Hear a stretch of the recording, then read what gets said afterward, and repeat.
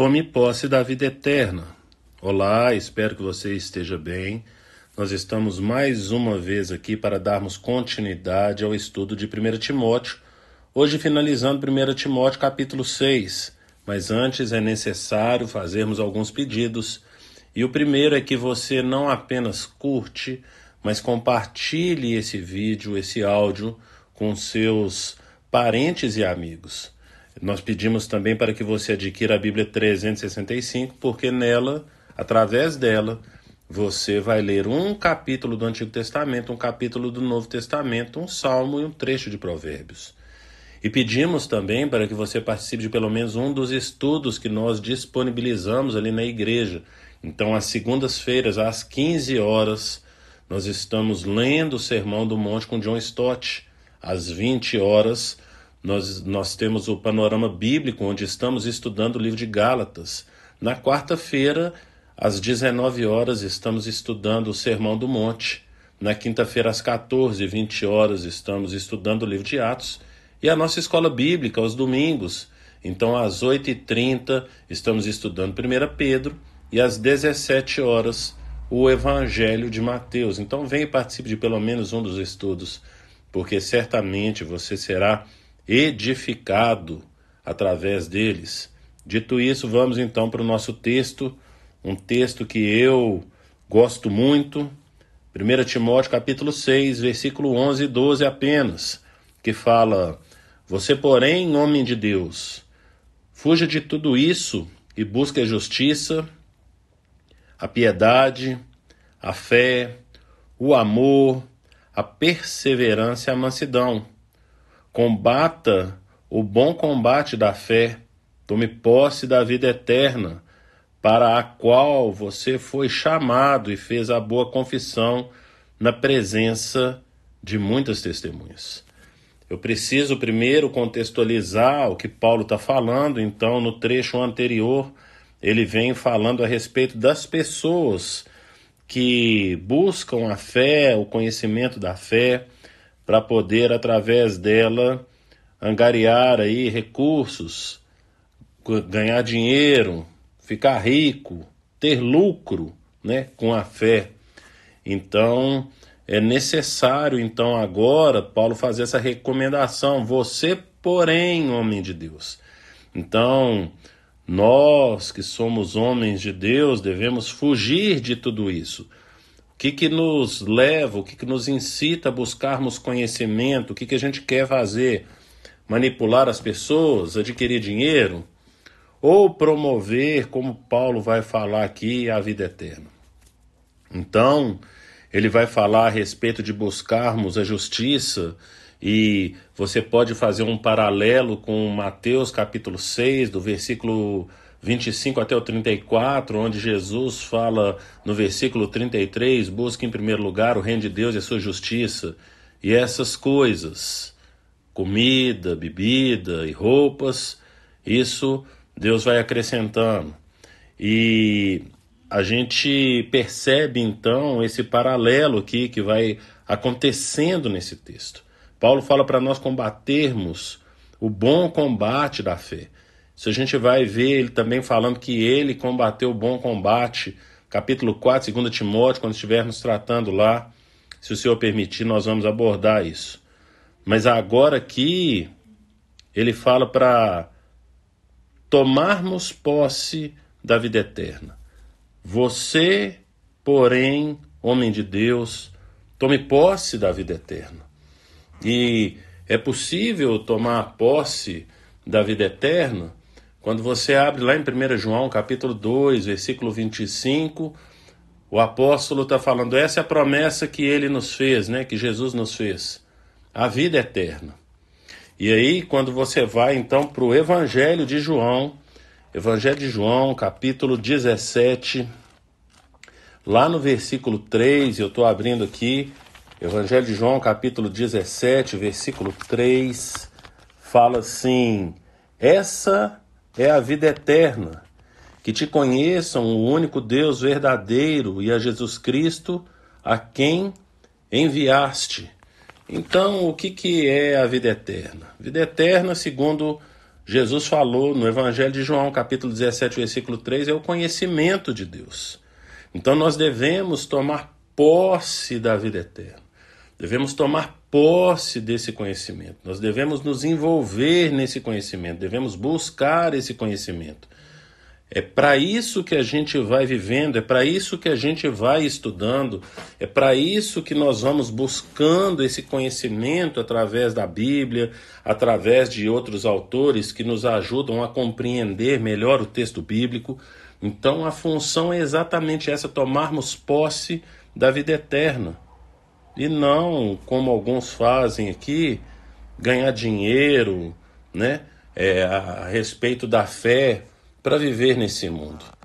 Jesus fala que nós devemos acumular tesouros nos céus e não aqui nessa terra.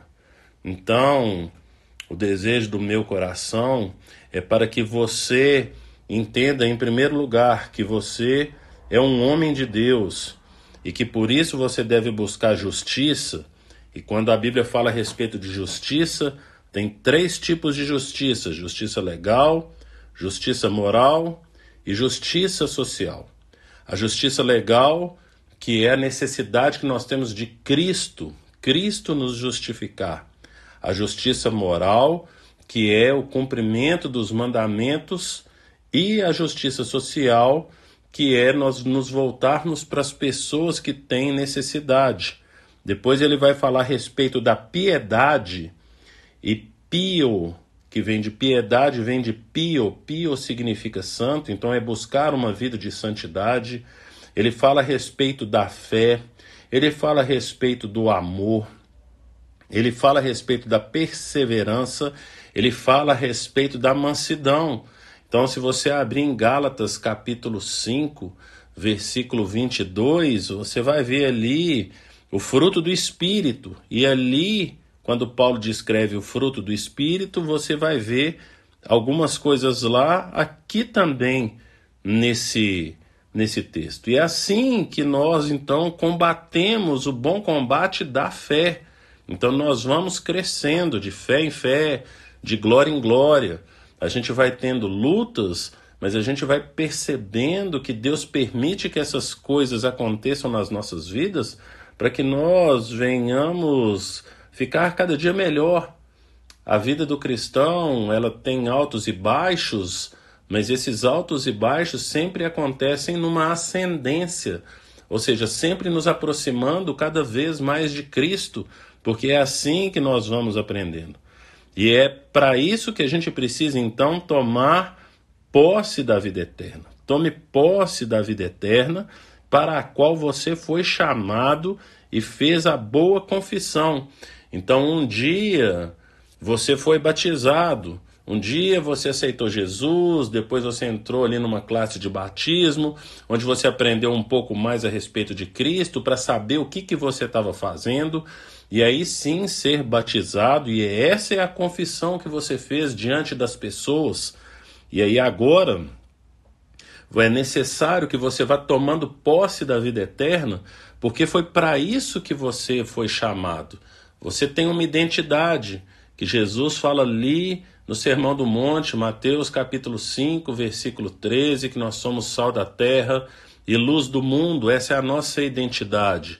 E para isso a gente precisa ter conhecimento de Deus. Esse conhecimento que, quando você vai para o grego, lá em Oséias 4:6, fala: o meu povo é destruído por falta de conhecimento. Essa palavra conhecimento ali no hebraico, ela significa algo parecido, bem próximo com intimidade, né? A gente vai ver ali quando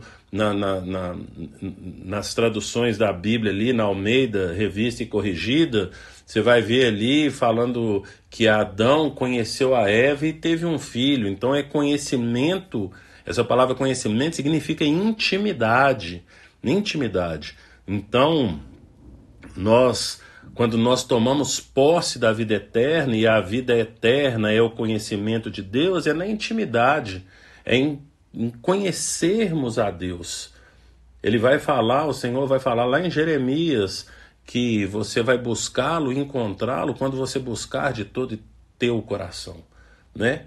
E ele fala ainda também que vai revelar para você, ainda em Jeremias, coisas grandes e ocultas que você não conhece.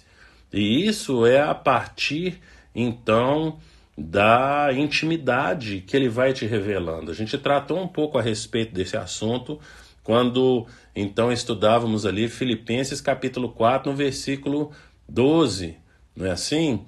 Ele aprendeu um segredo, né? Segredo a gente não revela para qualquer um, né? Então Deus não revela os seus segredos para qualquer um.